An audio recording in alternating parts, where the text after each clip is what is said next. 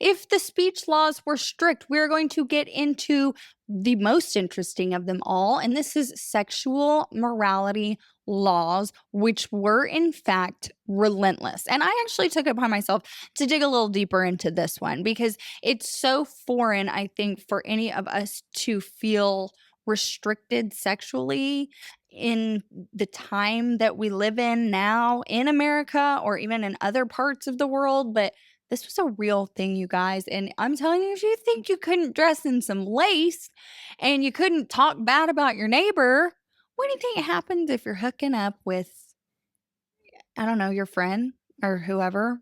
I don't know who you hook up with. Don't tell me. I don't want to know. It's a secret. It's between you and him or her. But what I'm really trying to tell you is that adultery, fornication, and even people being suspicious of impropriety were crimes, and they were not private matters, you guys. Punishments for these also were freaking crazy. Like, I'm not kidding you. They were intentionally public. You would get thrown in the stocks, possibly whipped. Fines were announced publicly before your neighbors. Scarlet letters were stitched to clothing for repeat offenders, and the humiliation itself was the entire point.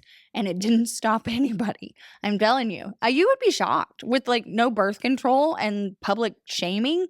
You would think people would keep it in their pants, but that is not the case. Now, these laws were obviously put in place, but they were not just about punishment. They were very much about example. Public shame reinforced communal norms because everyone learned where the boundaries were by watching someone else cross them.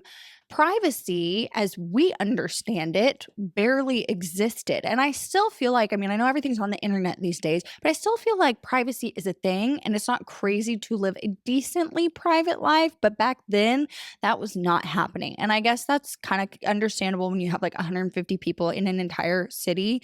Everybody knows everybody, or at least heard whisperings of that girl who like laughed too loud at that guy's joke or something. Like, everybody just knew what was going on. And your body, your relationships, your reputation all belonged partially to the community around you. And the community, guided by law and religion, felt entitled to intervene. It was everybody's job, and I think people were kind of bored. Sexual sin at this time in early colonial America was not treated as a private failing or a personal mistake or a personal choice or just something that happened. Fornication, which means obviously sex between unmarried people, was surprisingly common, and everybody was going to find out about it, and it was going to be punished aggressively. Couples who conceived children outside of marriage could be fined, they could be whipped, or forced to stand before the entire town and publicly confess their sin. I'm not joking. And I feel like I'm going to say that this whole time that we're talking, because I'm like, I'm not kidding. This was like a real thing. This was happening. Now, of course, and I'm not trying to be like, oh, poor women, because I love being a woman and I will always love being a woman. But women at this time, in this particular context, they often bore the much harsher consequences because a pregnancy made the quote unquote crime visible, and visible sin demanded visible punishment, obviously. So even when both parties were equally guilty, the woman's body became the evidence. So she was the one that was going to be ostracized to a greater degree. Now, let's move into adultery, because adultery carried even heavier weight, obviously, because it wasn't just about betrayal between spouses. It was seen as an assault on the family structure, which Puritans believed was the backbone of godly society, which I don't disagree with. I understand the thought behind it. I just think that their efforts to control people in this particular way were maybe misguided and not so great, because in theory, adultery could be punished by execution, which very much echoed the Old Testament law. I do want to assure you, though, that executions were actually very, very rare, but the threat alone just reveals how seriously the crime was taken. More often than not, offenders faced public whippings, Branding, branding, yes, like a cow, like a cow.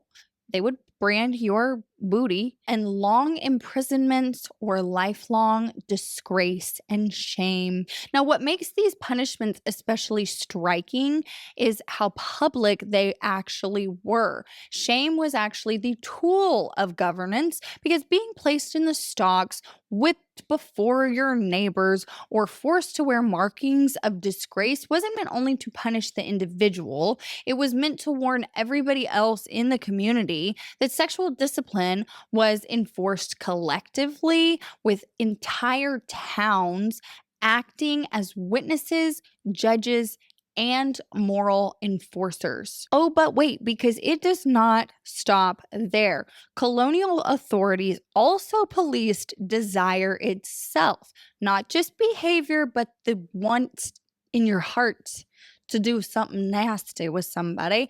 They were on top of that too, because there are actually court records that show people who were prosecuted for, and I quote, lewd behavior or even suspicious intimacy. Not kidding. Again, I'm just not even kidding. I'm not making this up. If you were even alone with someone too often, you touched or exchanged suggestive words, a little flirting, a little teasing, some razzing, this could land you in court. I'm not kidding you, because your community of 12 people, they were watching very closely, and gossip, which you couldn't do too much of, but a little bit, gossip was functioning as surveillance, and reputation mattered as much as evidence. So basically, people could get up there and be like, she is a total flirt, and she would be in some big ass trouble. And of course, to modern ears, this sounds invasive. This sounds even obsessive. But to Puritan leaders, this was their responsibility.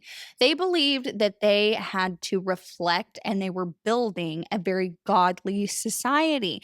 This was one that was bound by covenant. If individuals were sinning openly and carelessly, they didn't just risk their own souls, they endangered everyone around them, because droughts, disease, failed harvests, anything bad that comes from like elemental changes or even bad weather, all of this could be interpreted as divine displeasure.